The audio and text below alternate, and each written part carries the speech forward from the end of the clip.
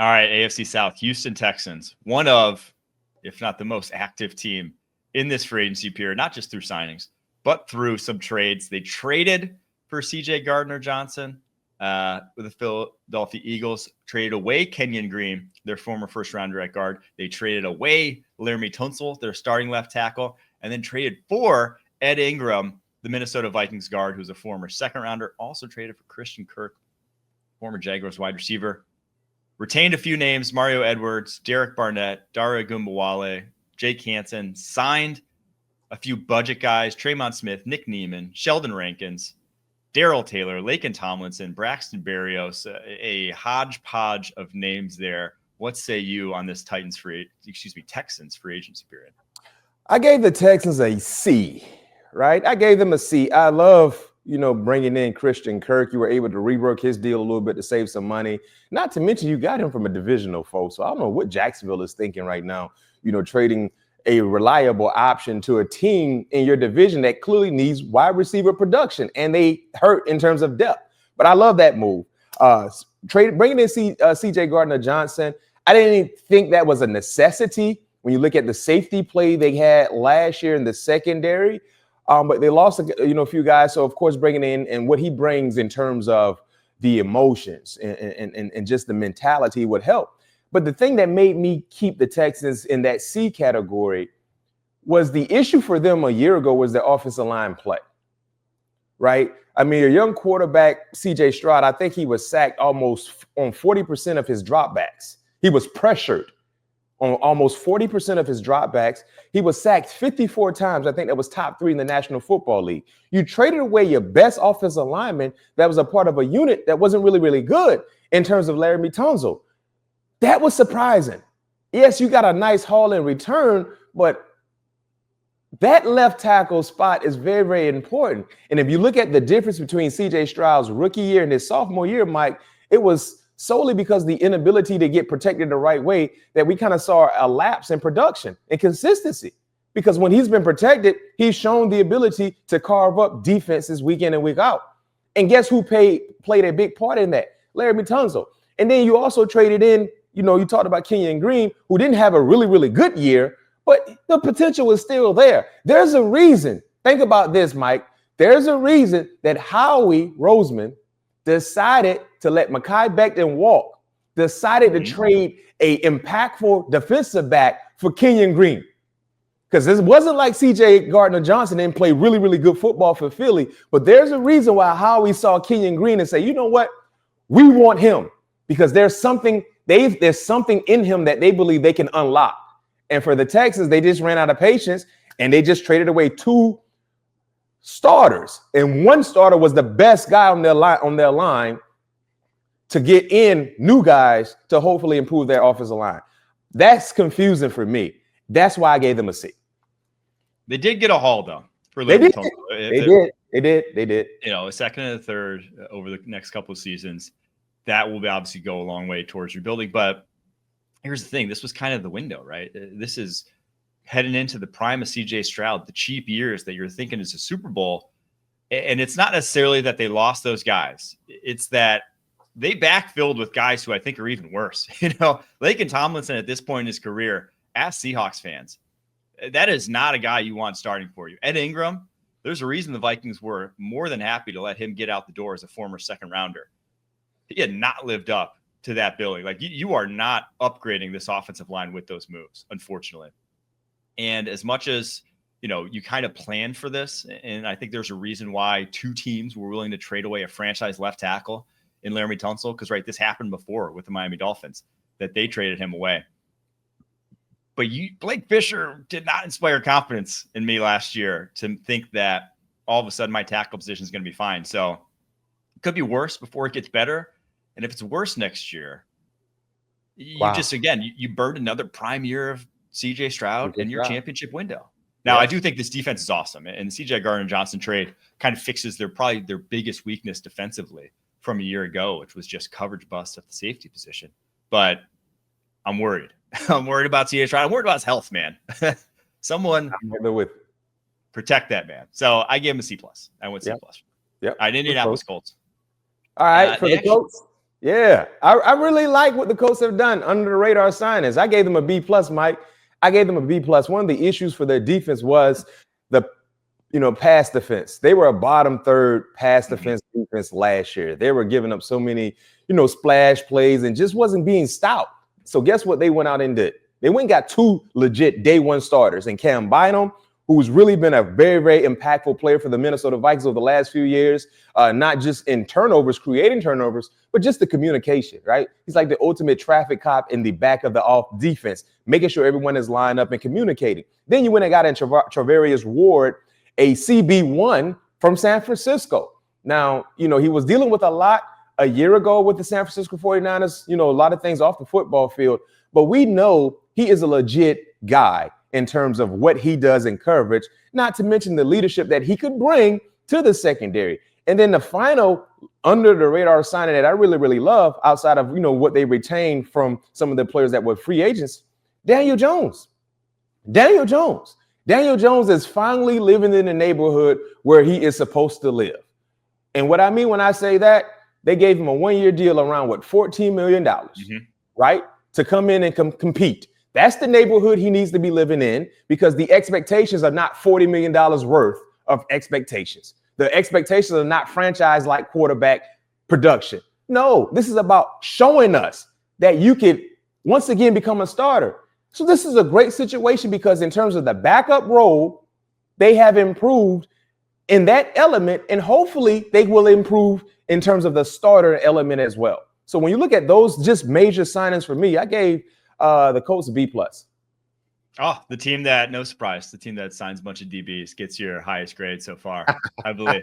But I love their signings, man. I love these DB signings. Cam Bynum is one of my favorite under the radar signings of this free agency period.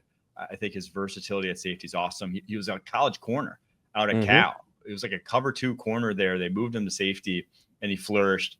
I think he's a massive upgrade for them at that position. And then Charvarius Ward's a massive upgrade for them at the corner position. Yes. Yeah. It kind of gives them options where, you drafted Juju Brents highly in the second round, top 50 guy, has had injuries over the course of his career so far, just hasn't been able to stay on the football field.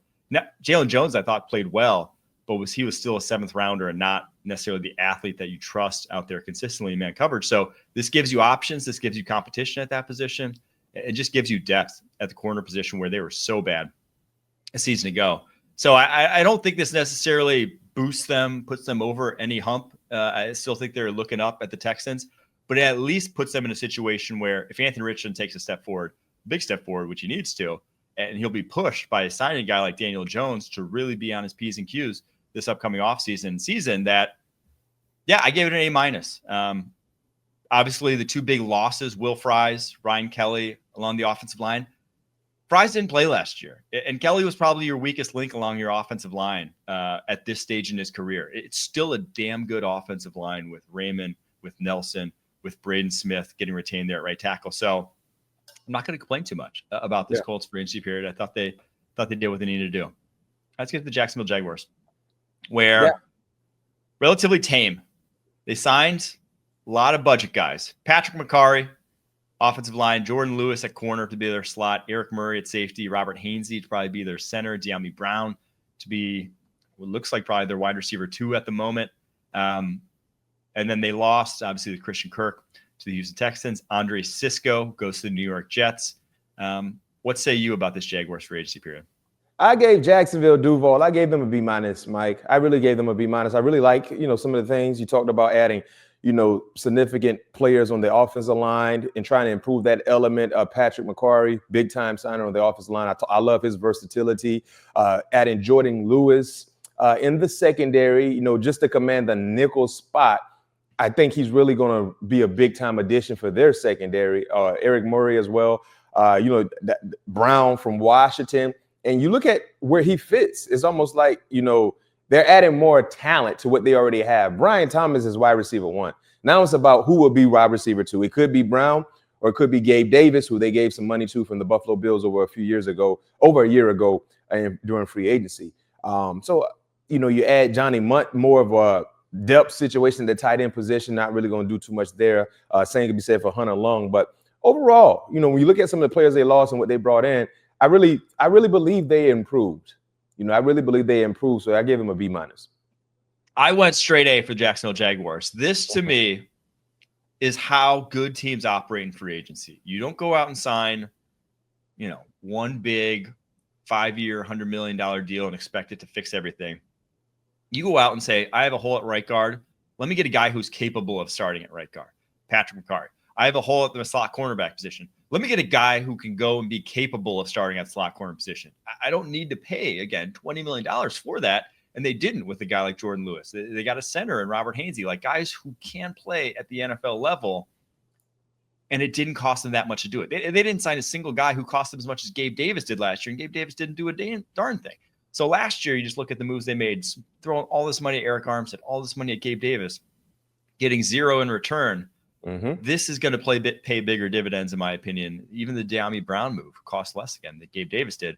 I think he's a better wide receiver. I think he's their wide receiver too from day one. So all that being said, James Gladstone, his very first, free agency period, I got to give it an A. This is just what you need to do. This is how better teams operate. Less money being guaranteed, less money being outlaid that you're committed to, and more having to build from within. So Jacksonville, love what they've done so far with that new regime. All right, Tennessee Titans. This one's going to be a little bit different. They went out, just to set the seat here, they went out and signed Dan Moore for 4 years, over $80 million. Signed Kevin Zeitler, signed Cody Barton, signed Van Jefferson, signed Xavier Woods at safety, signed a punter and Johnny Hecker. They just released Chidobe Awuzie over the weekend. Obviously, this all comes after what was the biggest spending spree in team history a year ago. Awuzie was one of those in the big spending spree. He's already gone now a year later. What do you think of this Titans free agency period under new GM Mike Bergonzi? I gave them a C, Mike. I gave them a C. Their big significant signing was Dan Moore. We knew he was going to get a nice payday. No one thought he was going to receive what he got from Tennessee, right? That was surprising. Yeah. Now, will it live up to the billing? We got to wait and see. But as of right now, he is enjoying the fruits of his labor. Kevin Zeitler, experienced guy. Hopefully he has some more tread left on the tires to command the guard spot. Brought in Van Jefferson. That's an area of concern for me because whoever your quarterback is probably going to be a young guy. You got Calvin Ridley, but who else? Who else? Think about this, Mike. Think about all the valuable wide receivers that were available and that's still available via free agency. And you didn't have to really give them a handsome ransom, a lot of money, and they have experience. So I look at it like this for Tennessee. You're a bad team a year ago. You were the worst team. You have the number one pick, which is a plus. If you utilize that number one pick on a young quarterback who will potentially probably will be your day one starter, right? How have you helped him in the passing game? In a year where you had money available and there were options available and you just decided to settle for Van Jefferson. And don't forget, you still have Treylon Burks, so take your poison. Who was number 2 behind Calvin Ridley? Gosh. I mean, it's probably Van Jefferson, which he hasn't been a number 2 at any point in his career, unfortunately. So, yeah, I don't know. I gave him a C-. I did not. The Dan Moore signing was maybe my least favorite of all free agency. And not only does he go in at left tackle, you're moving the guy who you just drafted number 7 overall a year ago. JC? You're moving him to the right side. It's like, yeah, that's where he played in college, but why didn't you stick him there to start with? Now you're flipping the guy 1 year into his NFL career, for was a wasted year. They wasting a year of development in terms of. Should have kept him on the right side from jump. So man, those are just compounding bad decisions, unfortunately, for the Tennessee Titans. Yeah. And their offensive line is better on paper, but there's a reason Zeitler was cheap. He's very old at this point in time. Going to be 35 this upcoming season. That's a big risk to take. And while that's my favorite signing of theirs, this does not put you over the hump. This does not make whoever's walking in to this quarterback situation. This doesn't make it a quarterback friendly situation. And because of all that, when you had all this space over the last 2 years to put a good situation around a quarterback, you still don't have it. You still don't have it. And so for the Tennessee Titans, unfortunately, my lowest grade so far.